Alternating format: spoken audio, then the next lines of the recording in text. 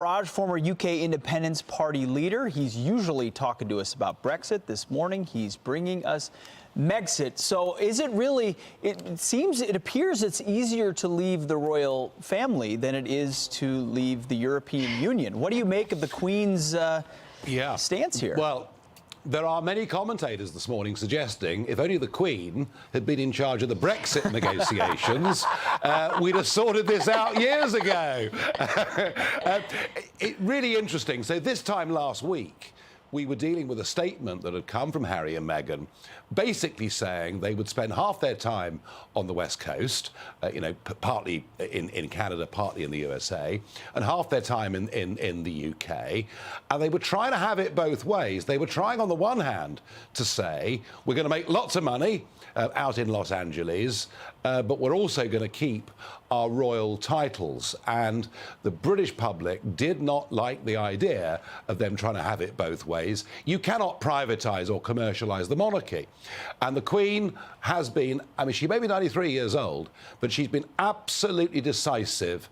And she said to them, look, if you want to go, you go, but you are no longer going to call yourself His and Her Royal Highness.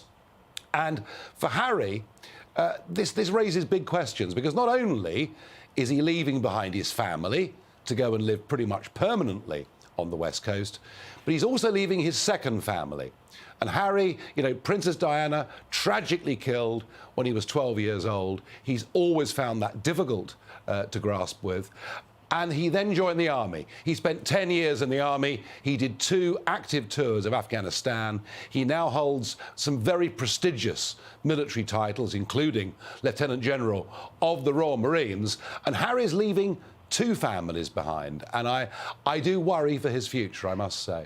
Nigel, how much of this, very hard break that the Queen ultimately came to with them has to do with the fact that there was, surprisingly, videotape of him and Meghan sort of pitching themselves to the CEO of Disney, trying to get voiceover work.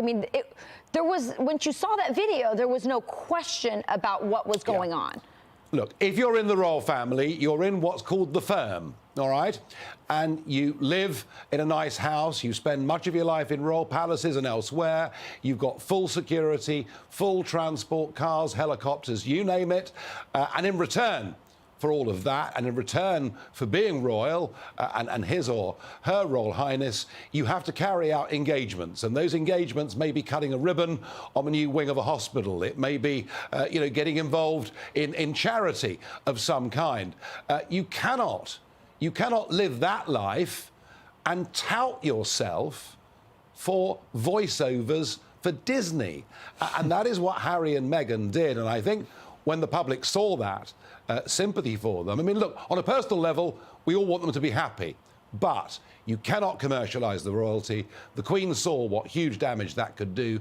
She has acted decisively, and we are very, I must say, very, very lucky to have this Queen. She is a quite amazing woman. Very, very quick surprise, cutting ribbons and going to charities, really heavy lift in there. On this side of the pond, I think we're a little surprised that they're giving all this up. What's it like actually in England? It's not the first time, is it? Because, of course, King Edward VIII in 1936 gave it all up, abdicated as monarch because there was a woman he wanted to marry. And this is a sort of modern-day abdication. Harry may not be king, but he is giving up a tremendous amount. Meghan Markle is the big winner out of this.